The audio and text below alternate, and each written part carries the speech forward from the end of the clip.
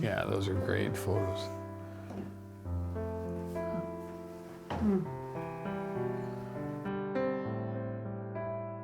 He was smart, early learner. He was an early talker. His name is Michael James Brown, and he couldn't quite say Michael James, so he called himself Miko Beams for the longest time. Yeah, he was funny kid. All he really wanted to do was help people and have other people help people. Michael adopted Dew Chilling Park. He would clean up litter, he set up cans for like cigarette butts. His backpack was extremely heavy.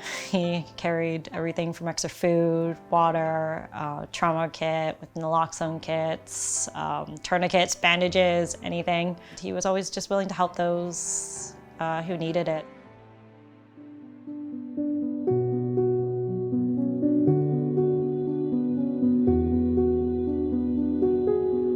There was really no discussion amongst us. We knew that that's what Mike wanted. He felt strongly that, you know, if he didn't need those organs and tissues, that someone else could benefit from it, and that people should continue to help in any way that they can. And that's like your ultimate last gift and opportunity to do so.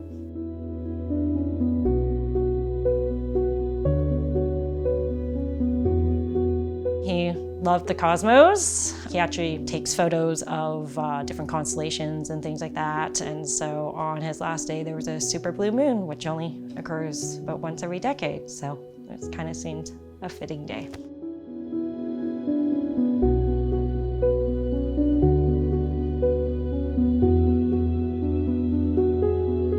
That was sort of the positive end to that whole path, that whole journey. So It made it just that much less senseless.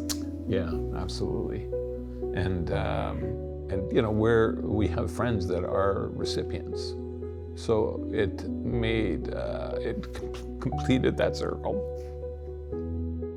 It's not just the recipient, it's their friends and family and relatives. He's helped so many people.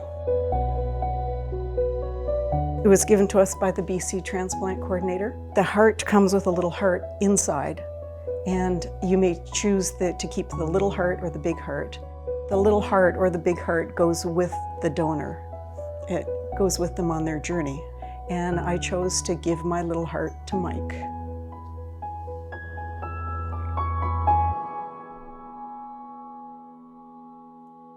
And he encouraged myself and all of our friends to go register as well. So yeah, we're all of us who are close with him are organ donors, and it's a very comforting thing to know that that he's able to, you know, help so many people in that